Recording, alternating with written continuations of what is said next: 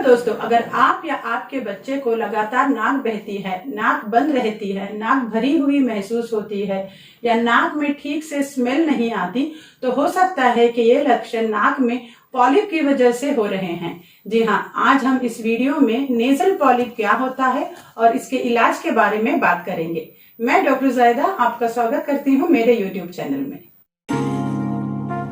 Nasal polyp, जिसको आमतौर पर नाक में मांस या गोश्त का बढ़ जाना कहते हैं, ये हमारी नाक और पैरानेजल साइनसेस की अंदरूनी सतह में सूजन बन जाने की वजह से होती है और देखते ही देखते ये स्वेलिंग कुछ समय बाद फूलने लगती है, बढ़ने लगती है और नाक की खाली जगह को ब्लॉक करने लगती है। इसको हम नेजल पॉलिप कहते हैं।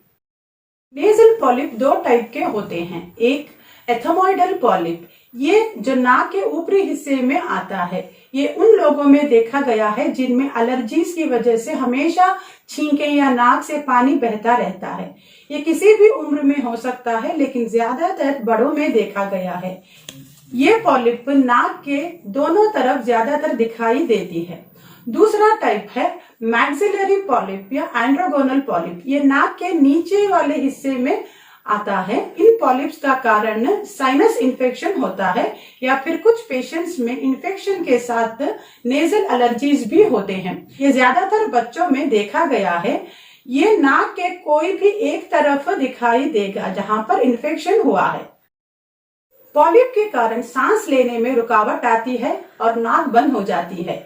स्मेल महसूस नहीं होती, अच्छी हो या गंदी। साइनोसाइटिस की वजह से सर दर्द रहता है। एलर्जीज होने के कारण छींके और नाक से पानी बहता है और इन्फेक्शन होने के कारण नाक से गंदा पानी निकलता है। खाने का टेस्ट भी महसूस नहीं होता। कुछ लोग पॉलिप की वजह से खर्राटे बहुत लेते हैं। पॉलिप अगर बढ़ रहा है तो ये नाक को चौड़ा और मोटा कर देता है और अगर आप देखें तो ये पॉलिप नथने से बाहर निकलता दिखाई देगा। नेजल पॉलिप का असल कारण अभी तक पता नहीं लगा जा सका है, लेकिन ये उन लोगों में देखा गया है जिनको बहुत समय से साइनोसाइटिस, अस्थमा और एलर्जीज की शिकायत रहती है।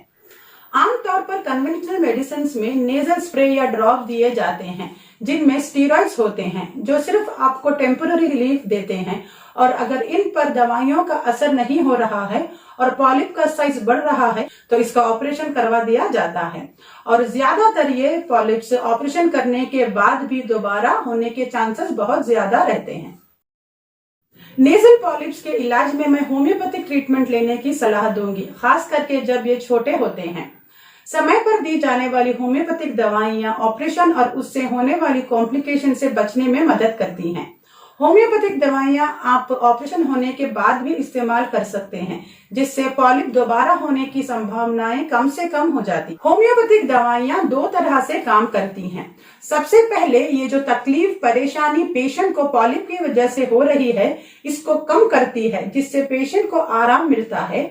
दूसरा, ये पॉलिप को सिकुड़ने में मदद करती है। पॉलिप के सिकुड़ने के लिए ट्रीटमेंट कुछ समय तक चल सकता है। ये इस बात पर भी डिपेंड करते हैं कि पॉलिप का साइज कितना बड़ा है।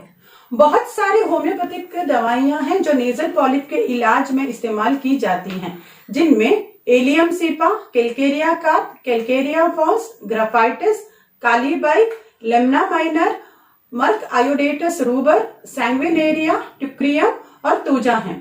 लेकिन इन दवाइयों को आप खुद से ना लें, अपने होम्योपैथिक डॉक्टर से कंसल्ट करें। डॉक्टर आपका सारा केस डिटेल में लेने के बाद डिसाइड करते हैं कि कौन सी दवाइयां आपके लिए सही और फायदेमंद रहेंगी। सही होम्योपैथिक ट्रीटमेंट से आप पॉलिप के ऑपरेशन से बच सकते हैं और अक्सर एक कामयाब ऑपरेशन होने के बाद भी ये पॉलिप से दोबारा निकल आते हैं।